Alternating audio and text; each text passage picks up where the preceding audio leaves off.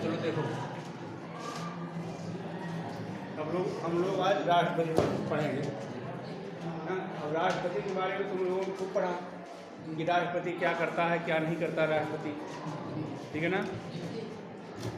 तो अब देखो, भारत की कार्यपालिका शक्तियाँ जो है, अर्थात सरकार की जो कार्यपालिका शक्तियाँ हैं, वो सब राष्ट्रपति के नाम से ही जारी की जाती हैं। तो हमने पढ़ा था कि भारत राष्ट्रपति जो है, क्या राष्ट्रपति देश का क्या है, संवैधानिक प्रधान है, ठीक है ना। देश का वो संवैधानिक प्रधान है, संवैधानिक प्रधान है। वास्तविक शक्तियां किसके पास होती हैं? मंत्रिमंडल के पास। वास्तविक शक्तियां मंत्रिमंडल के पास होती हैं। ये संवैधानिक प्रधान है, ठीक है ना। कुछ आलोचक इसको, राष्ट्रपति को नाम मात्र का प्रधान कहते हैं। नाम मात्र का प्रधान कहते हैं, ये नाम मात्र के प्रधान हैं। राष्ट्रपति केवल नाम के राष्ट्रपति हैं। और सही बात है कि राष्ट्रपति की सारी शक्तियों का उपयोग कौन करता है? मंत्रिमंडल करता है। प्रधानमंत्री और उसके मंत्री करते हैं, अधिकारी करते हैं। लेकिन सारे आदेश राष्ट्रपति के नाम से जारी किए जाते हैं, ठीक है ना। अब सबसे पहला काम राष्ट्रपति का क्या है? पहला कार्य अगर हम माने तो पहला काम है कि प्रधानमंत्री की नियुक्ति करना। अच्छा, पहला काम नियुक्ति करना। एक एक चीज देखो, क्या क्या नियुक्ति करता है राष्ट्रपति। सबसे पहले वो प्रधानमंत्री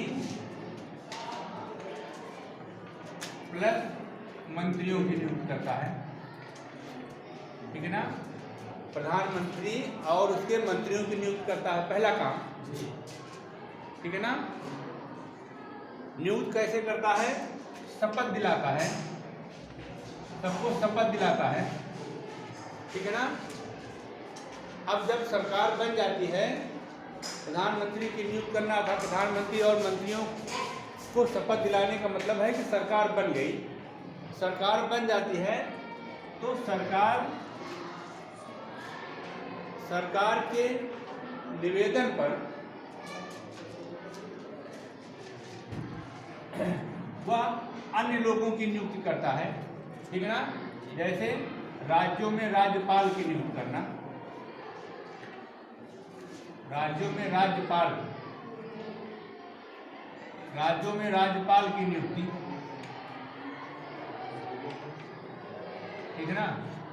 राष्ट्रपति राज्यों में राज्यपाल की नियुक्ति करता है, लेकिन मंत्रिमंडल की सिफारिश पर, अपने मन से नहीं, मंत्रिमंडल की सिफारिश पर, ठीक है ना। तीसरा काम, एक और काम, जैसे विदेश में राजदूत नियुक्त करना। विदेश में राजदूत नियुक्त करना, ठीक है ना। और विदेश के राजदूतों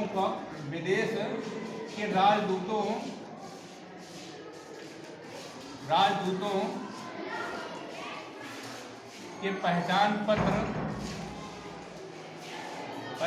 पत्र को स्वीकृत करना।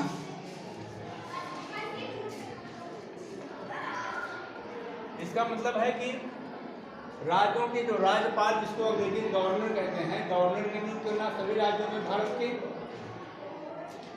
राज्यों के राज्यपाल, और जो केंद्र शासित प्रदेश हैं वहाँ उपराज्यपाल की नियुक्ति करना, डिप्टी गवर्नर की नियुक्ति करना। विदेश में जो राजदूत हैं, राजदूत का मतलब जो भारत में जो दुनिया के दूसरे देशों में भारत सरकार का जो प्रतिनिधित्व करते हैं, उनको राजदूत कहते हैं। तो राजदूतों की नियुक्ति करना, विदेश से जो राजदूत भारत में आते हैं उनको भी भारत में स्वीकृत करना अर्थात उनके पहचान पत्र को स्वीकार करना, ठीक है ना। और देखो चौथा हो गया। पांचवा देखो, उच्चतम न्यायालय, उच्चतम एवं उच्च न्यायालय के न्यायाधीश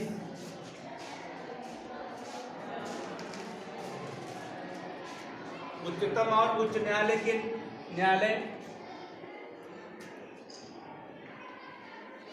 उच्चतम और उच्च और उच्चतम तथा सुप्रीम कोर्ट और हाई कोर्ट के जो जज हैं उनकी नियुक्ति करना, ठीक है ना।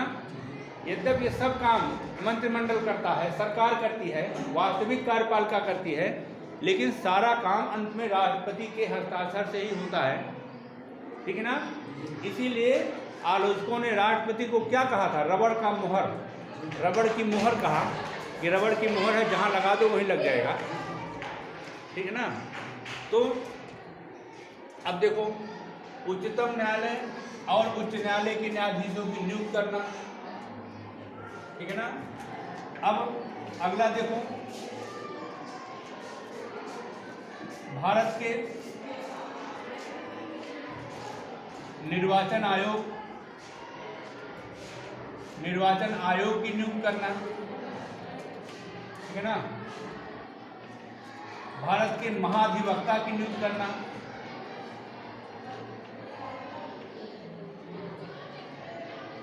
ठीक है ना। भारत के महाधिवक्ता की नियुक्ति करना, ठीक है ना।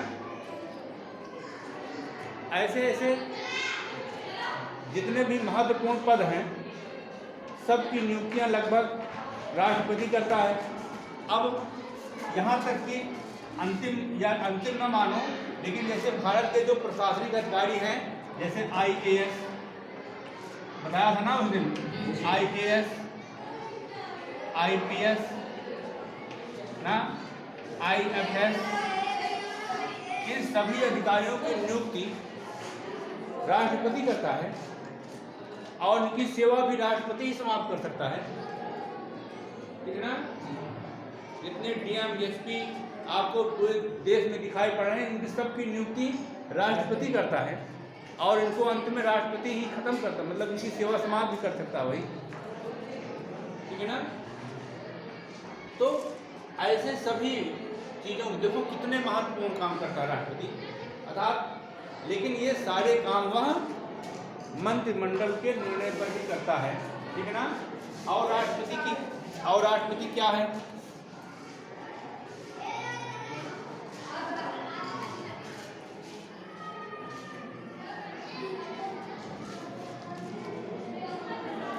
मतलब राष्ट्रपति विदेशों से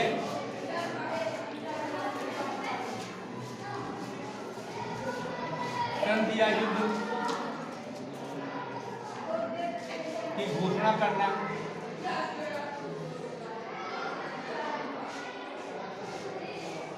अगर किसी देश पर आक्रमण करना है, हमला करना है, ठीक है ना, तो उसका अंतिम आदेश कौन देगा, राष्ट्रपति देगा।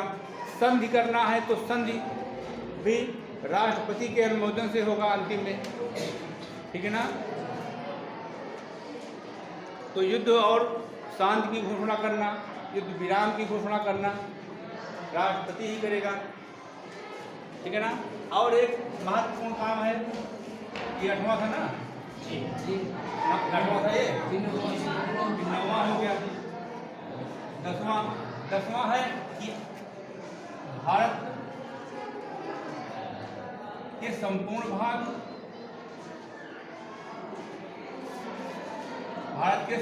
भाग या आंशिक भाग भी कह सकते हो, आंशिक भाग में आपातकाल की घोषणा करना,